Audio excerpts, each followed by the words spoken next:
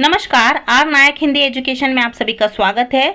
आज हमारे अध्ययन का विषय है सुमित्रा नंदन की बहुत ही प्रसिद्ध कविता प्रथम रश्मि। तो चलिए इसका हम अध्ययन करते हैं, इसका भावार्थ जानने का प्रयत्न करते हैं और सबसे पहले सुमित्रा नंदन पंत का संक्षिप्त जीवन परिचय जान लेते हैं।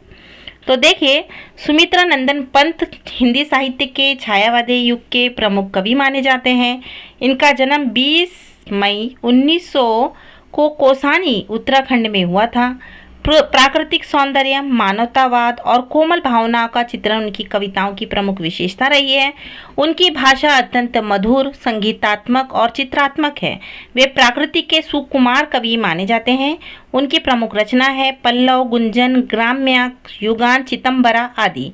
हिंदी साहित्य में विशेष योगदान के लिए उन्हें ज्ञानपीठ पुरस्कार भी प्राप्त हुआ है। यानी सुमित्रा नंदन जो पंत है वो छायावाद के प्रमुख कवि माने जाते हैं और उनका जन्म जो है कोसानी उत्तराखंड में हुआ था। और ये प्राकृतिक के सुकुमार कवि माने जाते हैं क्योंकि इनकी अधिकतर जो रचनाएं हैं वो प्राकृतिक से ही संबंधित होती है। और उनकी जो प्रमुख रचनाएं हैं उसमें पल्लव, गुंजन, ग्राम्य, युगान, चितंबरा आदि इनकी प्रमुख रचनाएं हैं। और हिंदी साहित्य में विशेष योगदान देने के लिए इनको ज्ञानपीठ पुरस्कार से भी सम्मानित किया है। तो चलिए हम प्रथम रश्मि जो है उसकी कविता का भावार्थ जानते हैं।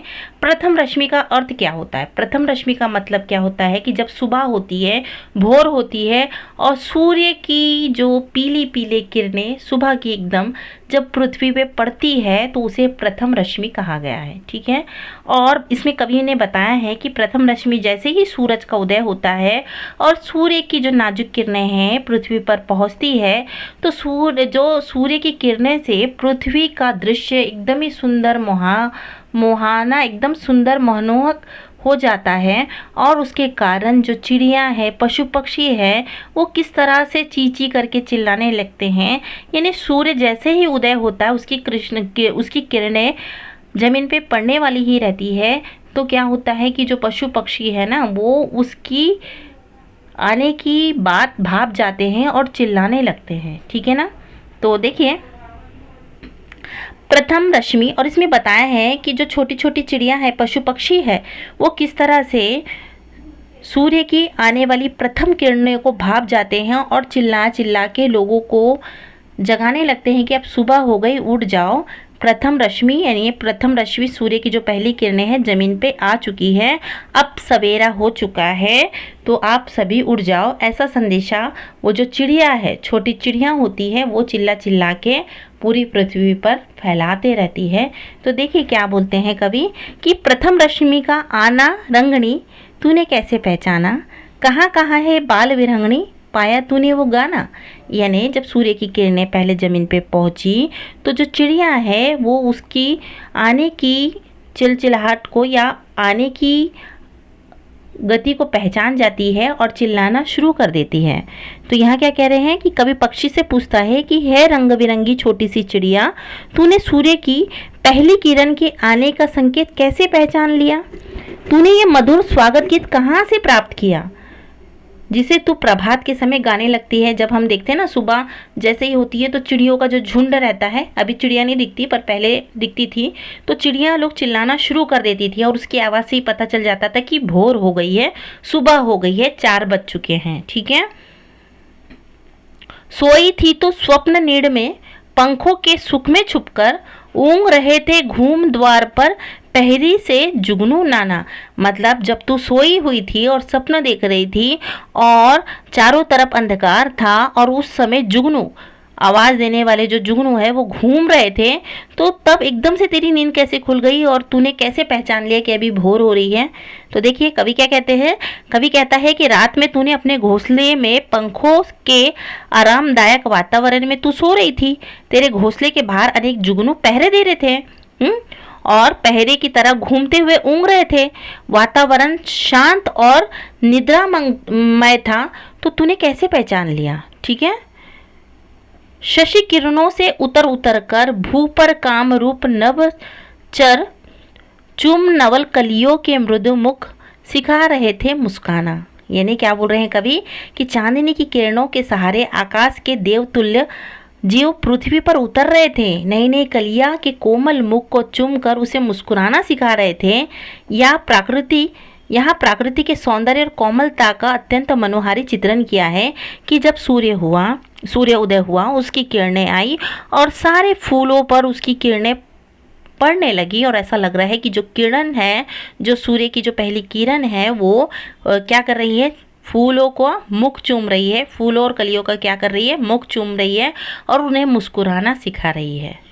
तो कितना सुंदर इन्होंने चित्रण किया है। स्नेहहीन तारों के दीपक, श्वास शून्य थे तरु के पात, विचर रहे थे स्वप्न अवनी में, तम ने था मंडप ताना। देखिए क्या बोल रहे हैं कि रात के समय तारे ऐसे लग रहे थे जैसे बिना प्रेम के दीपक जल रहे हो, है ना। रात के समय तारे टिमटिमा रहे थे तो ऐसा लग रहा था कि बिना प्रेम के दीपक जल रहे हो। वृक्षों के पत्ते निश्चल और शांत थे। रात के समय क्या थे, जो वृक्ष के जो पेड़ थे वो उसके पत्ते एकदम शांत थे और निश्चल थे, बिल्कुल हिल नहीं रहे थे। पृथ्वी पर स्वप्न जैसा वातावरण फैला था और चारों तरफ अंधकार ने अपने मंडप ताना हुआ था। ठीक है, यानी रात का वर्णन कर रहे हैं कि रात हो गई थी और वृक्ष जो है शांत, वृक्ष के पत्ते भी शांत सोए हुए थे और जो आकाश में तारे टिमटिमा रहे थे और पृथ्वी का जो सारा वातावरण है वो स्वप्न लोक में सोया हुआ था, डूबा हुआ था, यानी सारे लोग नींद ले रहे थे और चारों ओर क्या हुआ था, अंधकार का मंडप ताना हुआ था। कूकी उठी सहसा तरुवासनी, गा तू स्वागत का गाना, किसने तुझको अंतर्यामिनी बतलाया उसका आना। मतलब सारी दुनिया जब सो रही थी, जुगनू पहरे दे रहे थे, आकाश में तारे टिमटिमा रहे थे, तभी अचानक एक सहसा आवाज़ आई और तूने गाना चिल्लाना शुरू कर दिया। ये बता कि तुझे कैसे पता चला कि भोर होने वाली है, सुबह होने वाली है और सूर्य की किरणें जमीन में आने वाली है, सुबह होने वाली है, रात का अंधकार मिटने वाला है, कैसे तुझे पता चला। यानी वो कभी क्या कर रहे हैं, छोटी सी चिड़िया से पूछ रहे हैं। अचानक वृक्ष में रहने वाली चिड़िया मधुर स्वर पे गाने लगी। कवि आश्चर्य से पूछता है कि ये सब कुछ जानने वाली चिड़िया है ना, ये सब तुझे कैसे पता। हे सब कुछ जानने वाली चिड़िया, तुझे किसने ये बतला दिया कि प्रभात आने वाला है। प्रभात मतलब सुबह आने वाली है। तूने प्रकृति के इस वातावरण को सबसे पहले कैसे पहचान लिया, है ना, ये पूछते हैं।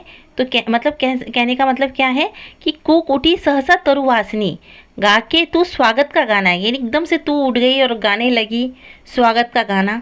तो हे अंतर्यामिनी, तू बता कि तुझे कैसे पता चला कि भोर होने वाली है, सुबह होने वाली है और रात जाने वाली है, कि तुझे यहाँ ये सब कैसे पता, तू अंतर्यामिनी है क्या, कवि पूछते हैं उस छोटी सी चिड़िया से। ठीक है, तो इस कविता की क्या विशेषता है कि इस कविता में प्रकृति का अत्यंत सुंदर संगीतात्मक और चित्रात्मक वर्णन किया है।